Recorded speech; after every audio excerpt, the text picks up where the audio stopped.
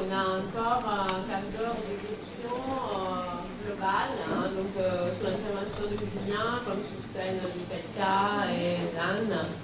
Est-ce qu'il y a des questions? C'est Sonia qui a le micro. Non.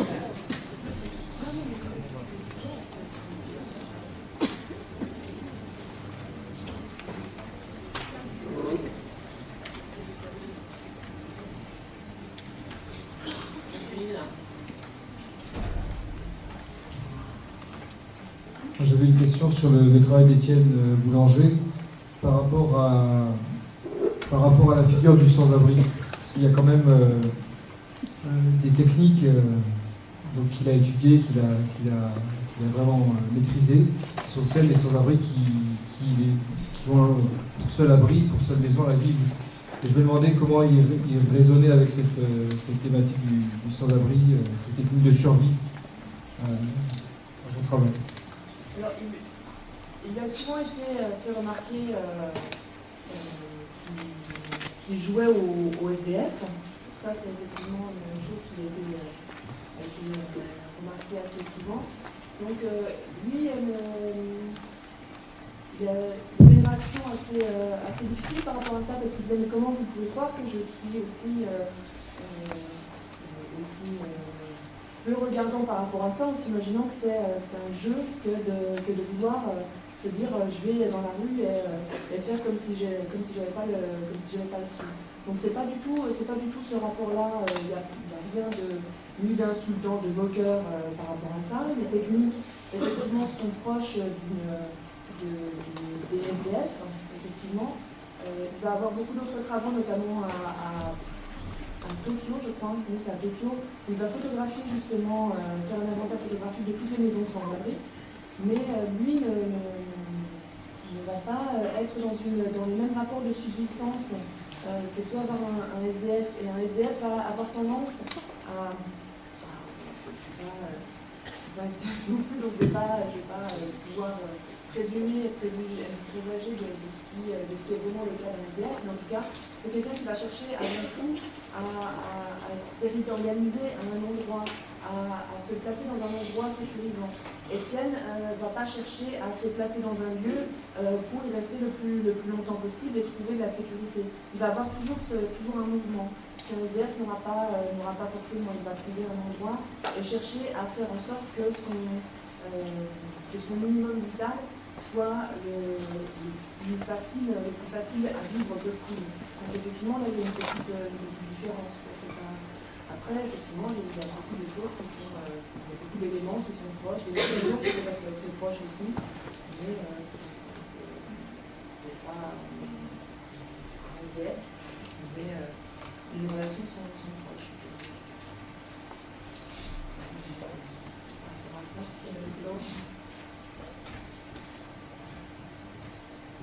J'ai répondu un petit peu à votre question, ou un petit peu? Donc c'est une question pour Julien Potvin. Donc j'ai cette image qui montre d'emblée comment effectivement il y a une appropriation disons, du territoire qui est de l'ordre de la sphère et qui donc n'a rien à voir avec l'appropriation du territoire qui est de l'ordre visuel qui par définition est linéaire la ligne droite. Mais la question que je vais vous poser est une question. C'est-à-dire comment est-ce que mais je suis toujours très intrigué par les parcours des artistes qui arrivent au fond à la question du son, de l'environnement sonore, du paysage, et qui au fond sont des plasticiens. Si je ne me trompe pas, vous êtes un plasticien. Comment est-ce que vous êtes arrivé à cette question du son, de l'espace, du paysage J'ai toujours été intéressé par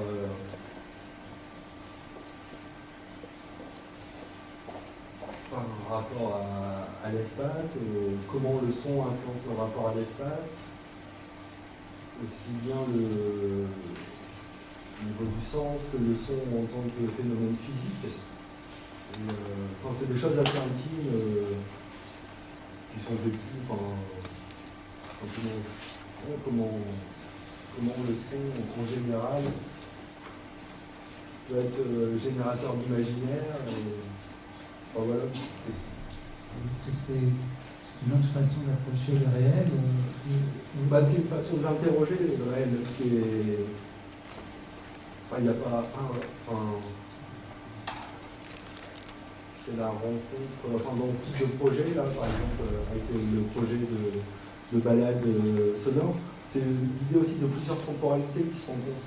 Un rapport avec un espace donné, donc à chaque fois la volonté de prendre le son d'où il vient, mais c'est directement le fait de l'enregistrer, de le remettre là, c'est un rapport au passé. C'est une sorte de confrontation entre le moment présent et ce qui a été enregistré. Et après, c'est une partie de tout. Chacun peut un rapport différent selon son parcours. Va ressentir les choses différemment. Une question d'Emeline. On a déjà donné le micro. C'est une question sur le travail d'Étienne Boulanger. J'étais assez frappée en fait par l'aspect recyclage du travail. Alors bien sûr, littéralement, du recyclage de matériaux, de construction pour reconstruire ces abris à lui. Et j'ai tendance à voir ça un peu comme je ne sais pas si on peut dire comme ça, comme un acte de critique ou comme un acte d'une espèce de lecture critique comme ça, du surplus que produisent les villes, autant en termes de matériaux que de déchets, mais aussi finalement d'espace, c'est-à-dire tous ces espaces qui sont finalement gaspillés aussi, qui sont vides et que lui réutilise. Et donc ma question concernait, je ne sais pas, est-ce qu'il avait une volonté écologique à travers ça? Est-ce que c'était un discours qui portait? Ou est-ce qu'il s'agissait surtout de se nourrir de la ville et d'être en quelque sorte en symbiose avec la ville? Alors, il y a plusieurs choses, plusieurs mots que vous avez utilisés. Il y a le mot recyclage. Donc, le terme recyclage, c'est un terme qu'il a utilisé à une époque, quand il était étudiant, et qu'il a très très vite évacué, parce qu'il n'était pas du tout dans ce rapport-là de recyclage. Donc, c'est pas... le rapport du recyclage est vraiment quelque chose de donner une seconde vie et de donner un nouveau sens. Là, on le voit quand il utilise des morceaux de mobilier pour refaire une paroi de je sais pas quoi, pour boucher un bout de mur. C'est pas dans le but de le rendre plus beau ou de lui donner une seconde existence. C'est vraiment l'utiliser pour le matériau même tel qu'il est, sans véritablement vouloir lui redonner une deuxième utilité. Il est là pour ça, donc voilà, c'est une utilisation plus simple. Après, le rapport à vous disiez, votre dernier thème, c'était par rapport à une écologie. Recyclage de l'espace aussi. Pardon? C'est aussi question de recyclage de l'espace. Recyclage de l'espace, c'est pas véritablement un recyclage non plus, parce que ça voudrait lui donner, dire qu'il n'avait absolument aucun sens, plus de sens auparavant, et que là, tout d'un coup, il aurait un sens véritablement donné par son action. Étienne, il intervient à un endroit parce que l'espace est là tel quel, il intervient dessus, quand il part, l'espace va disparaître, va être amené à redisparaître. Il ne va pas chercher à lui donner un nouveau statut complètement, il ne va pas chercher non plus à être donneur de leçons d'une manière ou d'une autre. Alors vous parliez aussi d'un goût pour...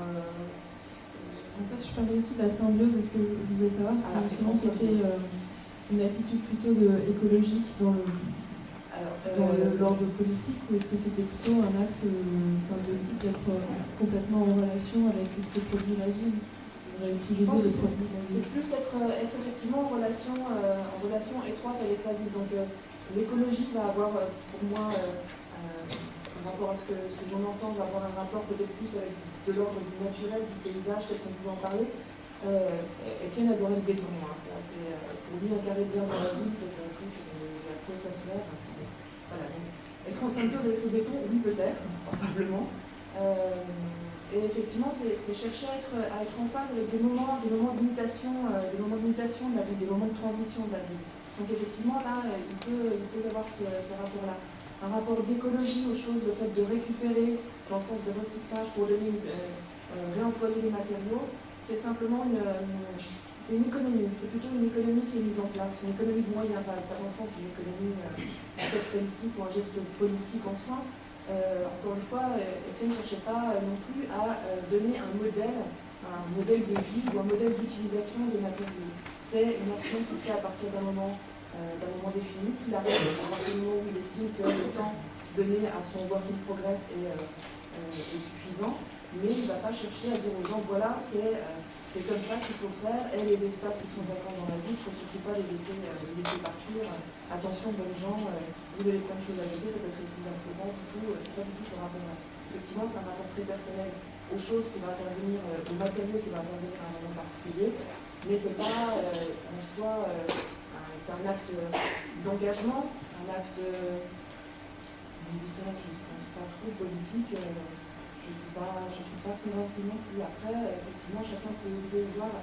Il y a des textes qui ont été écrits où beaucoup de gens voient vraiment une relation très politique et très affirmée là-dedans. Peut-être que c'est jamais spécialement opposé en disant que ce n'était pas le cas, mais effectivement, c'est pas quelque chose que lui cherchait à affirmer véritablement. Un monsieur qui avait une question depuis longtemps, à qui on n'a pas donné la parole. C'est juste une remarque. En fait, j'avais une question à Julien, à toi, et d'autres. De technique, pour savoir simplement si, c'est juste pour une clarification, quand on parcourt l'île, par exemple, cette île-là, et qu'on s'est approché d'un des points émetteurs, j'imagine que le son a été déclenché, c'est ça? Voilà, en fait, dès qu'on entre dans une des sphères les plus larges, le son est déclenché. Quand on va au centre, le son est plus fort. Alors, est-ce qu'il y a, après dans le temps, dans la durée, si je m'éloigne et je pénètre dans un nouveau cercle, oui. Est-ce que j'entends le son? Oui, voilà, en fait, tous les sons se mixent entre eux, en fait. Enfin, l'idée, c'est aussi qu'on passe de l'un à l'autre selon le passage. Sur quelle durée? Par exemple, je commence à un bout et j'arrive tout en haut, est-ce que j'entends encore le tout premier que j'ai traversé? Non. Mais en fait, on pourrait. Enfin, là, c'est des données techniques, c'est un logiciel que j'ai utilisé depuis quelques temps. Là, je suis en train de travailler avec des collègues pour développer une application Android. Parce que là, pour le moment, en fait, ça marche avec des petits PDA GPS, des petits ordinateurs. Donc, je suis limité techniquement à 5 appareils. Donc, ça fait une polyphonie à 5 voix. On pourrait. Là, pour le moment, c'est au casque. Donc, mais pas des casques fermés avec la volonté d'entendre aussi ce qui se passe à l'extérieur. Mais par exemple, nous, on pourrait très bien faire une polyphonie à 5 voix, sachant en équipant les auditeurs marcheurs d'ampli, quoi. Mais en fait, c'est pas quelque chose de fixe. En fait, c'est vraiment une sorte de work in progress. Et l'idée, c'est d'ouvrir au maximum de personnes, de développer une application Android. Et par la suite, l'idée, ça serait d'intervenir dans différents sites et que ça puisse être des projets qui durent dans le temps, que les spectateurs puissent simplement télécharger sur leur smartphone ça gratuitement. Merci. Et l'autre question, c'était plus une remarque par rapport à Étienne Boulanger et j'ai l'impression que c'est, je me permets, mais très rapidement, j'ai l'impression que c'était un peu comme si le tracé, c'était une image qui me venait lors de votre dernière discussion, comme si le tracé le retraçage du plan, c'est comme s'il y avait des sauts d'échelle permanents en passant du crayon à son propre corps qui reprend un peu le travail du crayon sur le plan, c'est son corps même qui devient le crayon momentanément, pour occuper momentanément ces interstices donc inhabitables en fait en en tant qu'ancien habitant de Berlin, je n'ai pas fait cette cartographie. Je la trouve très impressionnante parce que j'ai l'impression qu'en 2 ans, il a en 2 ans au moins vécu ce que j'ai vécu en 7 ans. Merci. Juste une toute petite remarque par rapport à Berlin justement, c'est que la carte interactive qui a été faite, il y a un artiste qui a demandé la carte, donc il a donné le là en tout cas, parce qu'il souhaite, lui, refaire le parcours qu'Étienne a fait 10 ans après. Donc voir ce que sont devenus tous ces espaces. Donc quand j'y suis allée en 2010, on a fait un petit tour ensemble. Et c'était une vraie galère. C'est super difficile à retrouver, mais c'est un jeu de piste assez gros que lui souhaite faire. Mais bon, c'est des fois retrouver des morceaux de cheminée au loin, c'est retrouver juste la silhouette de la route pour essayer de retrouver ces espaces-là. Et c'est quelque chose que j'attends de voir aussi. Le reste du reste. Le reste du reste, effectivement.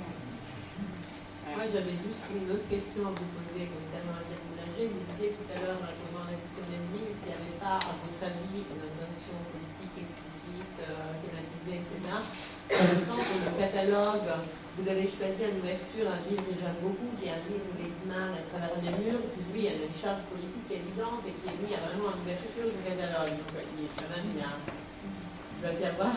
Oui, quand même. Alors, donc là.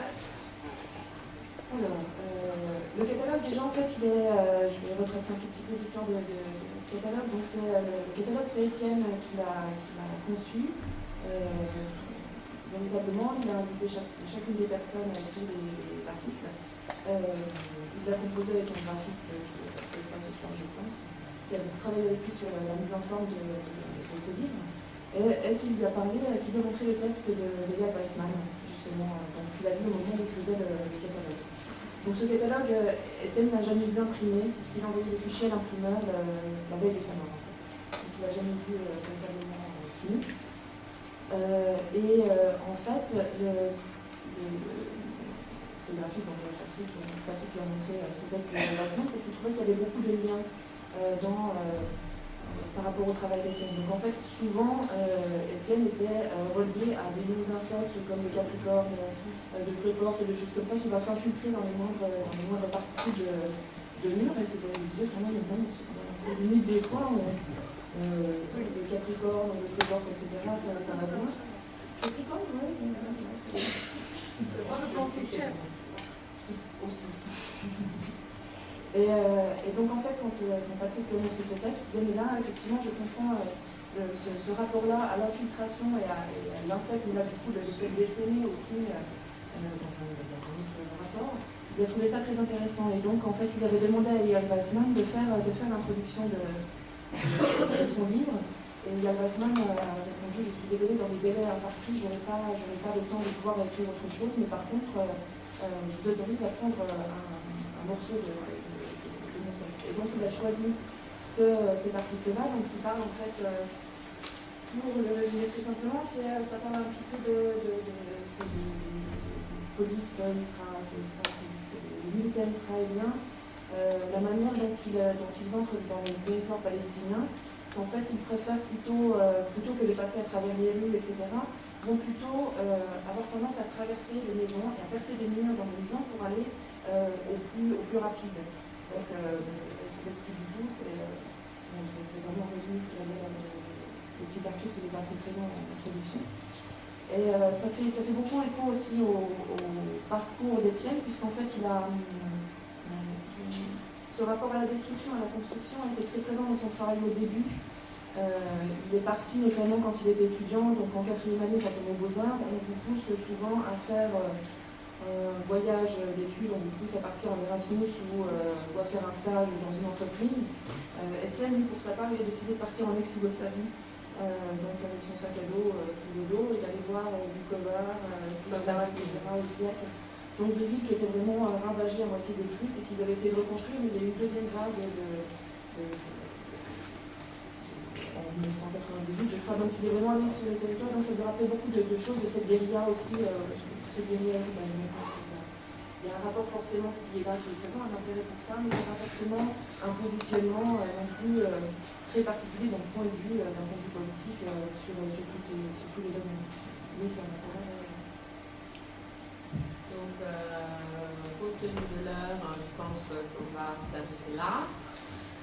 Donc, on va vous remercier et on a rendez-vous ici avec Roberto, Emeline et Christy Fabianian le 6 décembre au sujet du paysage sonore, même heure, même lieu. Merci beaucoup à tout le monde.